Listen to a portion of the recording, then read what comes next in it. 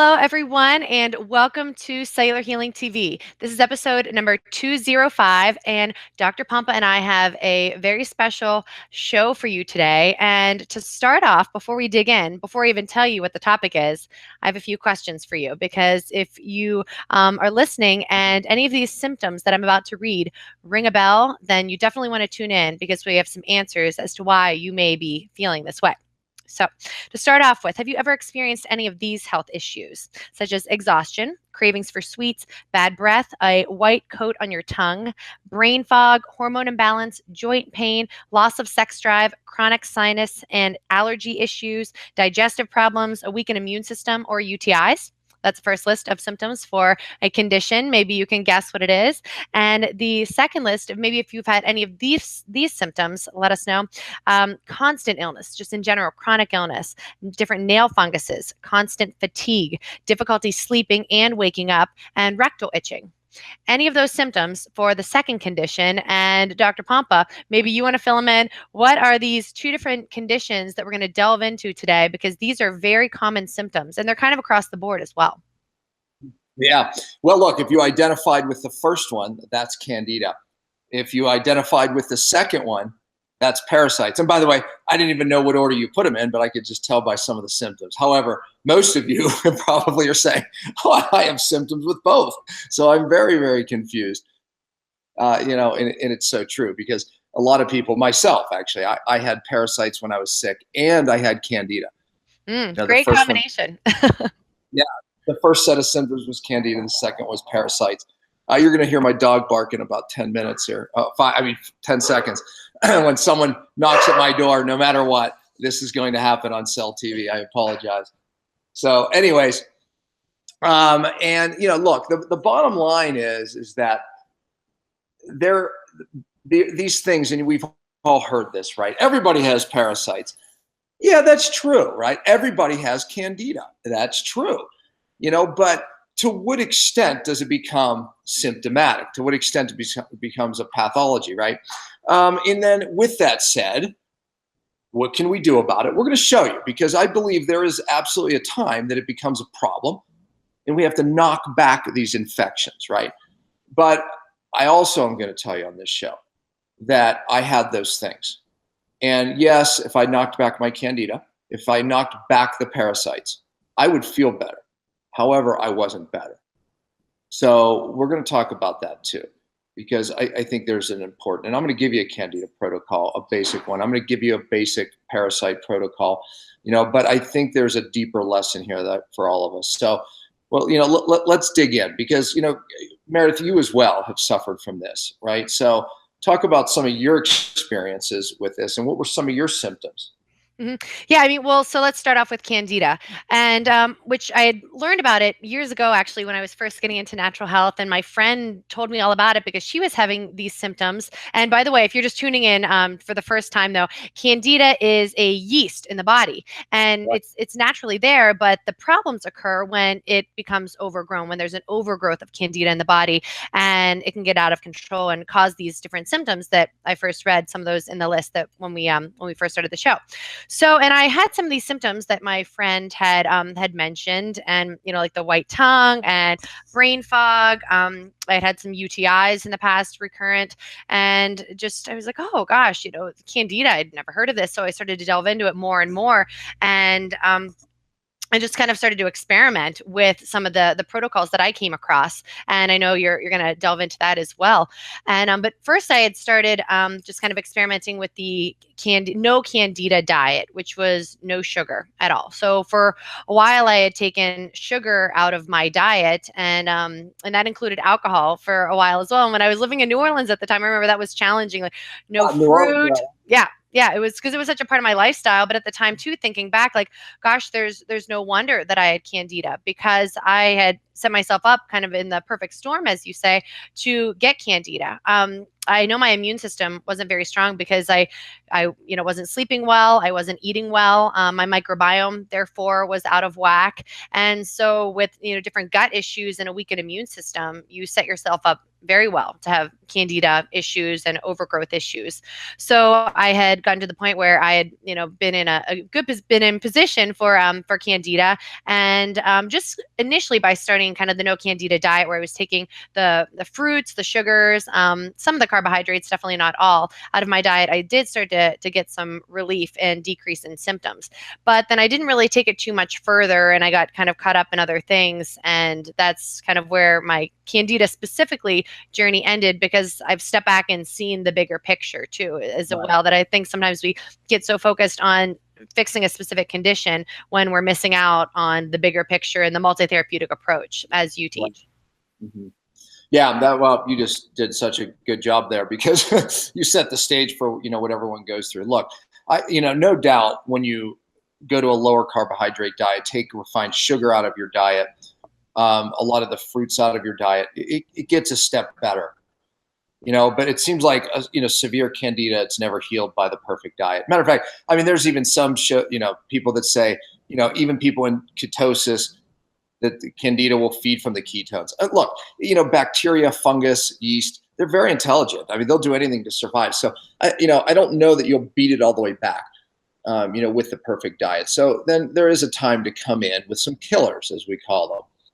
And the key here, I know you guys want some of these answers, right? So let's just give you some of the products that were very successful with me, in my clients. The number 4 Fung DX, FUNG-DX, and it's literally the number sign 4. We've used it for years, and it's very effective.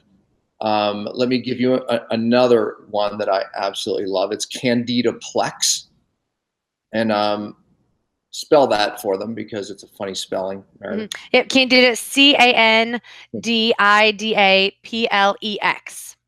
And you can get that at revelationhealth.com. Exactly. And then I love grapefruit seed extract.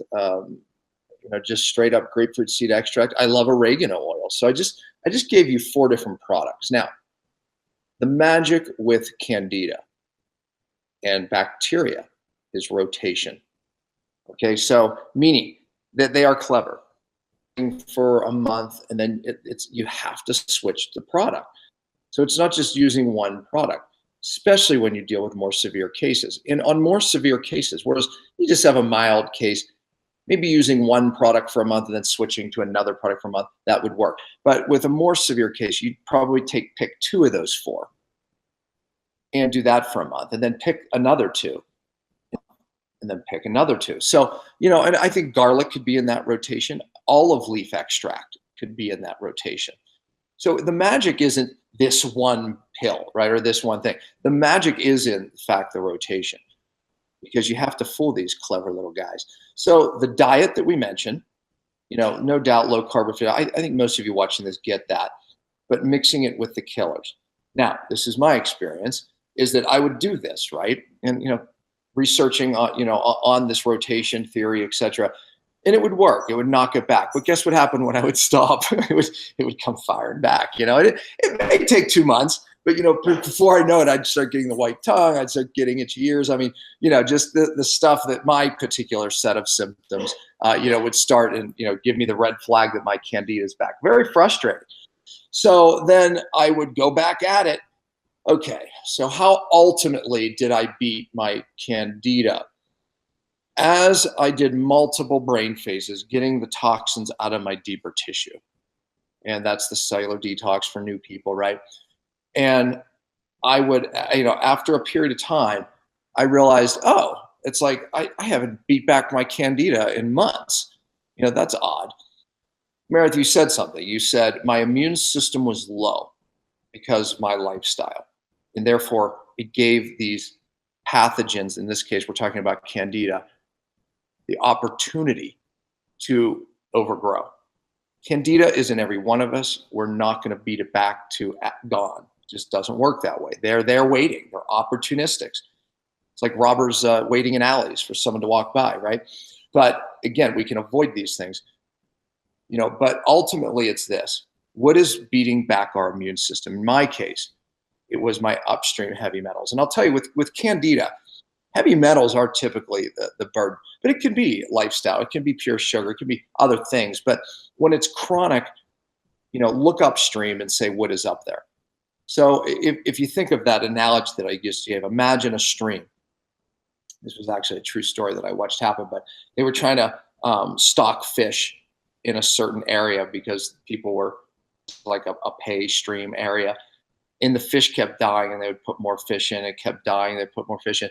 Then they realized that there was this bad pathogen that was in there. So they killed the pathogen, and they thought, okay, this is the problem. And then all of a sudden the pathogen came back, and they killed it again. And meanwhile, they're spending obviously $1,000 on putting new fish in. That could be your probiotics. That could be a lot of different things you're trying to get to survive, your good bacteria.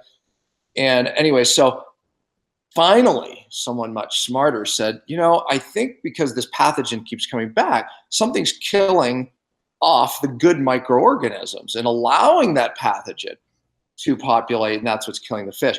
So miles upstream, they discovered there was, in fact, a factory. And I think it was dumping lead, in this case, into the water. And, they brought it to the attention of the EPA, came in, blah, blah. But it was like, it doesn't matter. The thousands of dollars that we spend downstream, you have to look upstream. My case, a factory was dumping mercury upstream. It was coming out of my brain. It was coming out of my deep tissues, and it was killing my good bacteria, and it was allowing these bad pathogens to kill all my fish. So I hope that resonates. But so and when it's I got added for me too, I was living in a moldy home in New Orleans as well when all of that was happening, which I was having other symptoms and other issues too. But clearly that was an upstream source where I was living in this home. There had been 6 feet of water during Katrina. And, I was starting to take supplements, learning these things, but I was still living in the moldy home. Exactly. And by the way, if we talk to 100 people, you'd get 100 different stories. If you say, yeah, but I'm looking, look, if you have candida, we'll get to parasites in a minute. There is an upstream. Look upstream. Absolutely. And people say, well, should I knock back my candida before I do detox? No. There's a dance. I would do detox. And when I did detox, sure enough, I would get worse candida, right? I mean, it's like I would have to knock it back. So it was detox candida. And of course, when I was on a cycle of my heavy metal cycle, I would actually take some candida stuff. But it would come flaring up, and I would knock it back until I got my mercury down to a certain point. And that's when all of a sudden candida wasn't an issue anymore. So yeah, I mean, candida it's a problem in so many sick people. But please, folks, I hope you hear our message. The candida isn't the problem. It's a symptom of an upstream issue. Mm-hmm. Now, how does fasting come into play too with treating candida? Yeah, I mean, you'll notice. I mean, it's funny. I just finished a 5-day water fast with our Facebook group, and you can still go there. All the videos are still there. We took 2,400 people through a 5-day water fast. So if you go to Dr. Daniel Pompa, it'll bring you to my fan page. And there was a private group called Fasting for a Purpose. You could look there. But anyways, the videos are still there. But yeah, I mean, when I used to fast, I would get a really white tongue. I mean, as an indicator of, still some pathogens, right? And I think a lot of them were in some of my cavitations too. But anyways, this time I barely got a white tongue. And I think a white tongue is very normal during fasting to some degree. Fasting beats back all pathogens. It does. It starves out good and bad bacteria. Then after a fast, this is our opportunity to re-inoculate the good guys. And that's what I've been doing for the last 2 days, actually, is just putting in all kinds of fermented foods and re-inoculating. So yeah, right, Meredith. I mean, that fasting is a strategy, to absolutely beating back not just candida, but many pathogens. The testimonies coming through, people passing parasites. I mean, people pass a lot of things. So yeah, it's an opportunity to just knock back some of these bad guys and overwhelm them in a re-inoculation phase. With the good guys. Because when you start, many people, if you imagine this, many people are up here. So let's say we'll put candida and other bad guys in, this is your gut where you have more of the bad than the good. This is called dysbiosis. Okay, so here's what most people are trying to do. They're trying to build up their good guys. Take probiotics, take this, take that. And this is what's happening. Okay. And, it's kind of, I probably more like this. But here's what fasting does. It brings them both down. And then you re-inoculate these guys. And these guys now they don't have a chance. So good point, Meredith. That's another strategy I would add here. Well, because we need both good and bad bacteria. Absolutely. For that healthy balance. Normal percent. You're right. And another question too with the protocols is that some of the binders are they effective for helping to attack these, specifically Candida, but other pathogens as well, like the cytodetox, like the activated charcoal bind? Are those helpful, along with the killers and the antifungals, the antibacterials? Yeah, to complete the protocol, bind is important for this, both the parasite protocol and the Candida, any pathogen protocol, because when you're killing these things, a lot of the symptoms that they call Herx reaction are actually caused by the dead guys, where they spew a lot of toxins in the gut. And we can even reabsorb, especially if you have a leaky gut, the toxins from the die-off. So it's like, imagine, if you kill a spider on the floor, right? You're like, okay, that's happening in your gut. Maybe that's a too graphic or an ugly example, but it's what happens, right?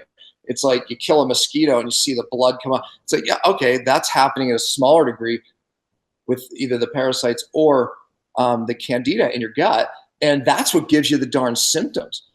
So we want a binder in there, and bind has like 4 different binders in it. Not just heavy metals, but all these other, we call them biotoxins, toxins produced by a living thing. In this case, it'd be a toxin produced by Candida from the die-off or the parasite. And yes, we want that binder in there to grab these toxins in the gut so you don't reabsorb them. And that's what makes you feel like crap, right? And then I think you're right. I mean, even cytodetox, where you have a more systemic binder floating around, absolutely minimizes the symptoms. And let me throw a couple other out of lymphatic stuff. So lymph drainage from Des Bio, which you carry on Revelation Health, lymph drainage. SCNG, right? Yeah, because in SCNG too. So lymph drainage and SCNG, you can rotate them back and forth. There's 2, lymph drainage from Des Bio and SCNG from systemic. You want to keep your lymphatic opening. How about some rebounding on a trampoline? Just very mild. That opens lymph up. Lymph brushing. Epsom salt baths help open up that pathway. Far infrared saunas help open up that skin pathway. So all of those things, along with those killers, are no doubt part of that protocol. Enemas too, as well? Yeah, coffee enemas, because sometimes what happens is the liver ends up getting overwhelmed with the toxins. And what a coffee enema does is the caffeine in the coffee goes to the liver and pushes out the bile. Okay, now when we do our coffee enemas, we like to take that bind that I mentioned 30 minutes before a coffee enema. And the reason we do that is because now there's a catcher's mitt sitting in the gut. It doesn't leave the gut. That when you push up the bile that holds all the toxins from the liver, it goes into the catcher's mitt so you don't reabsorb it. And then I like to also take, right before the coffee enema, a tablespoon, or some of you maybe even a teaspoon of ghee, which is a dense fat that you need to dump bile into to digest. So that brings the toxic bile out too. So 30-minute, take the bind. 30 minutes later, 45 to an hour. I mean, there's a window there. Then you take your fat and immediately do a coffee enema.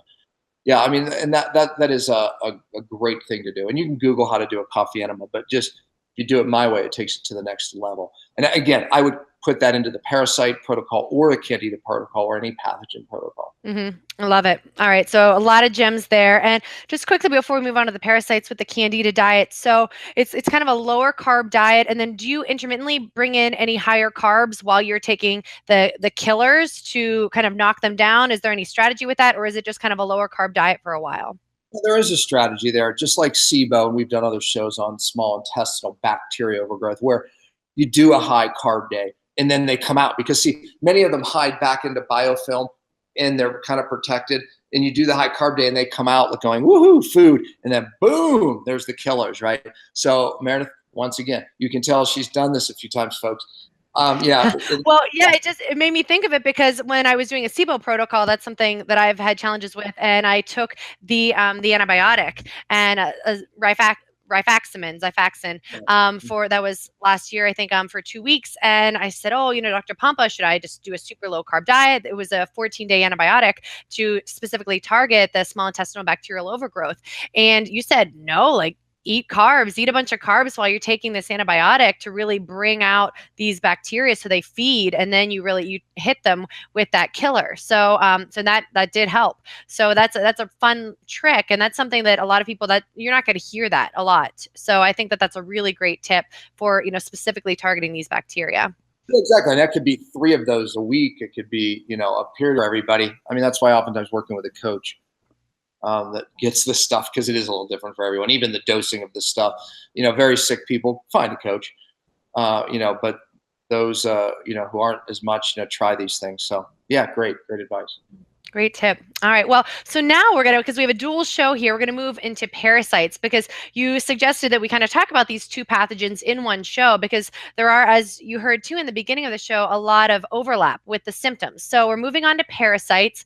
What's, the issue with parasites? Why do so many of us have them? And can they be a good thing? And sometimes too, and what's kind of the connection with Candida? So there's a lot of questions, but wherever you want to take it. I think these are the 2 main guys, and I hated to separate them, because typically one that has one has the other. And that's kind of why I wanted you to start the show throwing it out there, because I know most people would be like, well, I have that.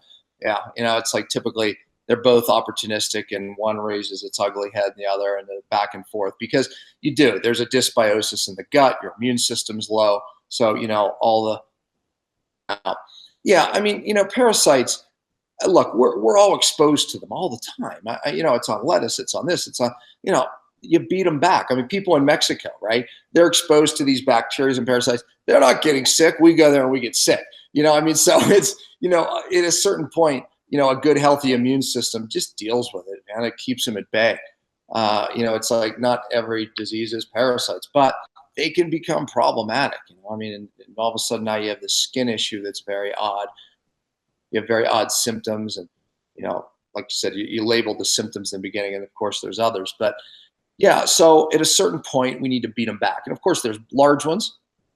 And by the way, I get pictures all the time with people, with parasites. And I want to caution, if you go online and people hold up these things called mucoid plaques, right? And there's, those aren't parasites, right? You remember that, right? And I was like, yeah, Meredith, look, Google this. Those aren't parasites. And, it's not even mucoid plaque. It's people take parasite products and they have psyllium in it.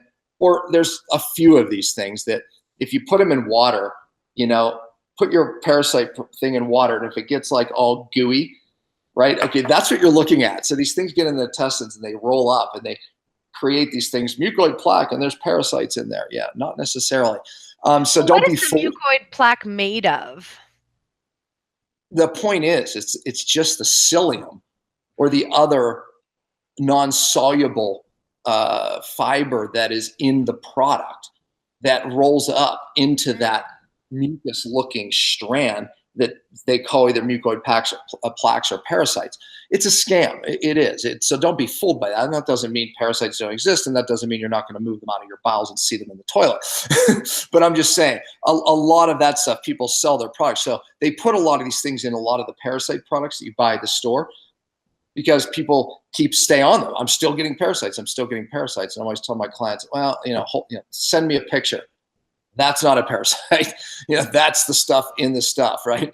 And that one, yeah, that's a parasite. There's a head, there's an eye, there's a tail, or I tell them, I'm not sure, go get it analyzed.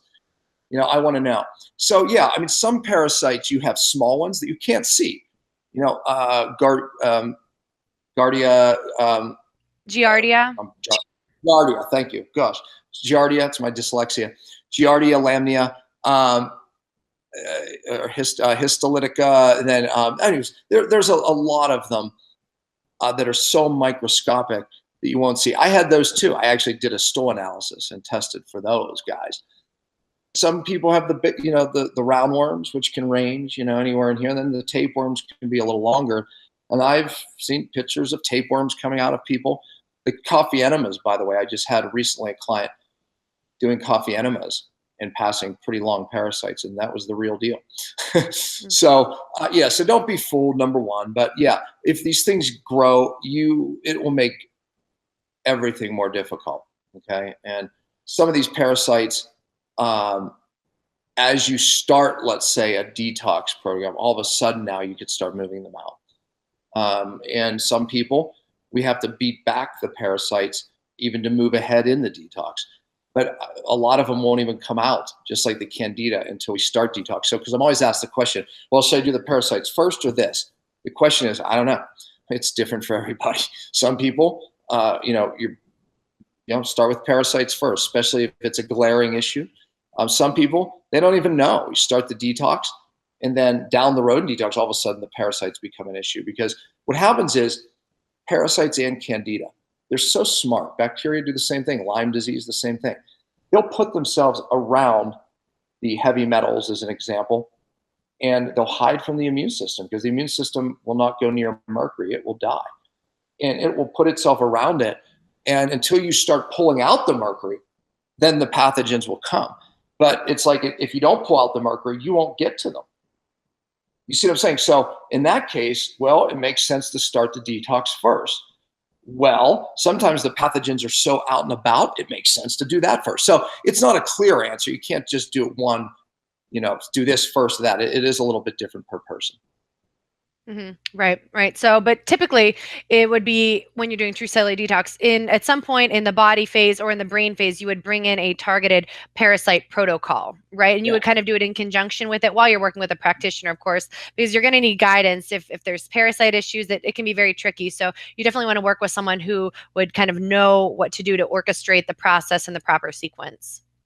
Honestly, and people always say, well, how do I know? Should I test? Well, I mean, you can look at some of the symptoms. Do you have them? Or I think this is the cheapest test of all. Do 2 months of a parasite protocol. I do that with many of my clients. How do you feel? I don't feel anything. Okay, great. Let's change up the parasite program the next month. Do I feel anything? Nope. Typically I'll do, large parasites for the first month and small parasites for the second month. Okay, with that said, let me give you a protocol because I know that's what people want. Systemic Formulas is actually world renowned for their VRM products. V as in Victor, R as in Mary.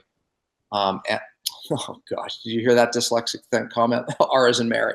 V as in Victor, R as in Ralph, how's that? M as in Mary. 1, VRM2, and then there's VRM3 and 4. So let's stop there. VRM1 is for the big guys. VRM2, kind of the medium guys. Those are cycled 10 days on, 5 days off. And the reason they are is because there is times where I keep someone on them longer than that, even for a whole month. But the reason they're cycled 10 days on is because the bigger guys have a life cycle where they're in a cyst phase or the big phase. So you give 5 days for them, the eggs to hatch, if you will, and come back into the worm phase where you can kill them. And then you do it again. The other, if they laid any new eggs, then they'll hatch and you'll kill them. That's why you cycle at 10 on, 5 off. So I will do typically VRM1 at night. I'll give 2 pills. VRM2 in the morning, I'll give 2 pills. For those of you who are smaller in status, maybe 1 and 1, or just more sick in general, 1 and 1. So I'll do the first month cycle on the VRM1 and 2, going for the bigger guys. And then the second month, I will do the VRM3 and 4, which are for the microscopic guys. And I'll do VRM3, 2 at night or 1. In the morning, I'll do VRM4, 1 or 2. So now that's the heart of the protocol. There's another product, the Des Bio, that you all carry on Rev Health called Diaverm. It is another different, like these shards of little glass, if you will, that don't bother you or your intestines, but they're hell on parasites. Diaverm is good. And sometimes I'll throw in another homeopathic called Ver, V-E-R, and that's from Des Bio as well. And that kind of helps push it out of the biofilm. So, there's 4 products there, 3, that you can put together. And I'll keep people on the Diaverm or the Ver through the whole 2 months. I'll run 2 months. If someone has symptoms during the 2 months, I'll run it longer. But if they don't, then we'll move on to maybe a bacteria protocol, virus protocol, as we're doing the detox. Because again, a lot of these guys don't come out until you do the detox. So, that's why you just can't start with this oftentimes. As you do the detox, these darn guys will come out of their hiding places. So that's a very standard protocol. Now, we already talked about using bind with that. Very important to use bind to clean up. It has 4 different binders in it. things like humates, fulvates. I mean, those things kind of keep the metals back. But the carbon actually does better for the biotoxins, and it's a very special carbon, very expensive carbon. Then there's another binder from Africa that does kind of all around. But anyways, so the different binders work really well because remember, it's the toxins in the parasites after you kill them that really cause a lot of the problems. And then again, cytodetox. Say this: when do I do the protocol? If I'm doing if I'm doing a heavy metal cycle, do I do it on or on the off cycle? Because heavy metal protocols, you're on for 3 to 7 days, say, and then you're off for 4 to 10 days, say. Well, some people do better doing it while they're doing heavy metals. Some people do better while they're on the off cycle. So again, that's why working with a coach is important because you're dosing, how you cycle it, how you do it with it. It's different for everybody. And you kind of have to know, what to do with that dance. And it's kind of complicated. So it does get tricky. And so how do we know? So like if someone's listening and they had heard these symptoms and can definitely relate and say, oh gosh, I have a lot of these symptoms, is it okay to just do the detox and start to experiment with some of these protocols if they're not super sick? Would that be okay? And if it's not confirmed that they're for sure they have candida, or for sure they have parasites, is it okay to start to play around with some of these parasite products or some of the candida, the killers? Yeah, absolutely. If you're not severely sick, major, autoimmune or just very sick, yeah, absolutely. Many of you watch the show for sure. Absolutely. Giving you this, if you get symptoms, you're onto something, right? So for sure, absolutely do that. And as far as testing goes, I said that's the easiest and cheapest way to test. Some people do stool analysis. It's gotten better at detection. But remember, when they're back into your deep tissues, hiding in the heavy metals, it's not going to show up in a stool analysis. So oftentimes I would say don't waste your money. So. Yeah. I just have a word of caution as well, just from my personal experience. I had started taking, gosh, I've been working with you, Dr. Pompa, for years, and I've been, doing these different protocols and just, following your advice, of course, doing these things that you suggest. And I started for the very first time in my life, took some parasite products earlier, I guess it was last year now.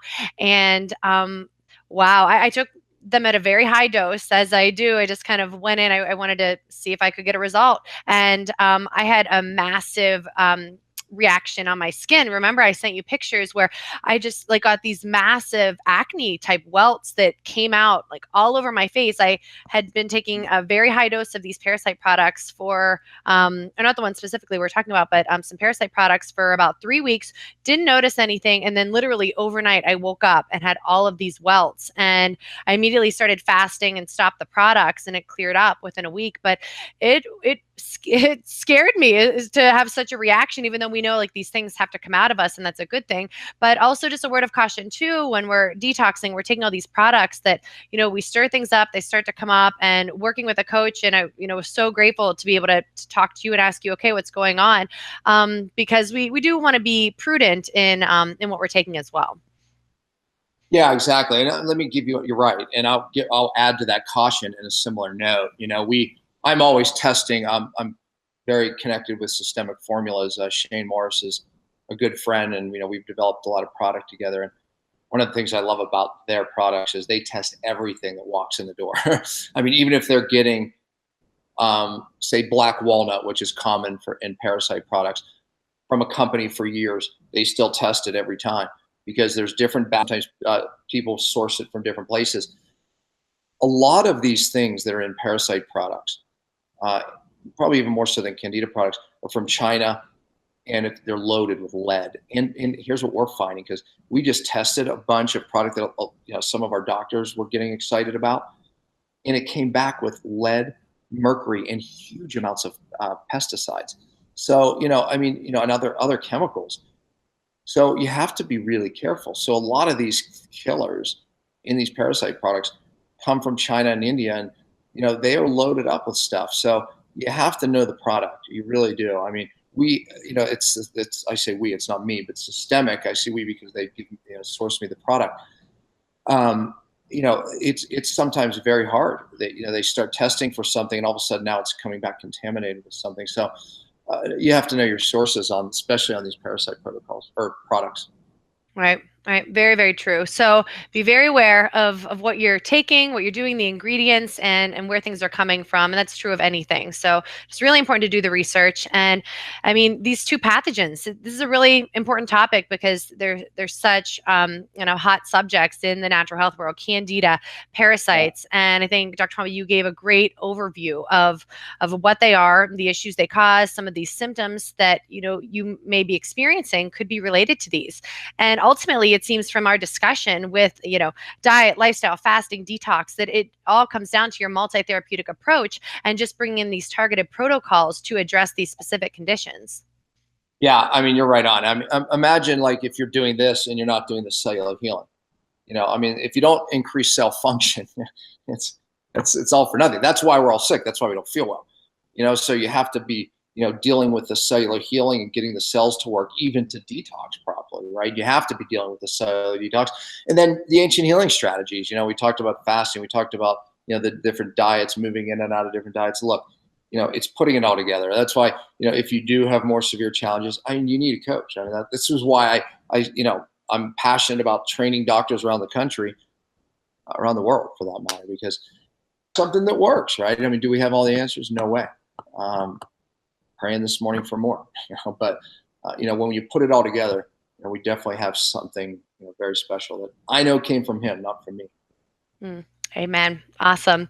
Well, thank you so much for tuning in. Send us your questions, your show ideas. We love to do kind of these episodes too, where we get just a lot of, questions on certain topics. So if you have, show ideas, send them in to us. And thank you so much for watching. If you're interested in learning more about the overall multi-therapeutic approach, go to podcast.drpompa.com. Check out episode 117. We also dived in with Dr. Todd Watts. I think it was episode about 140 or so on parasites specifically, if you wanted to learn a little bit more just about that topic as well. And any of the products that Dr. Pompa mentioned, you can find on revelationhealth.com. You can feel free to call into the store if you have any questions, but otherwise check out those products online and be in touch. So any closing words, Dr. Pompa?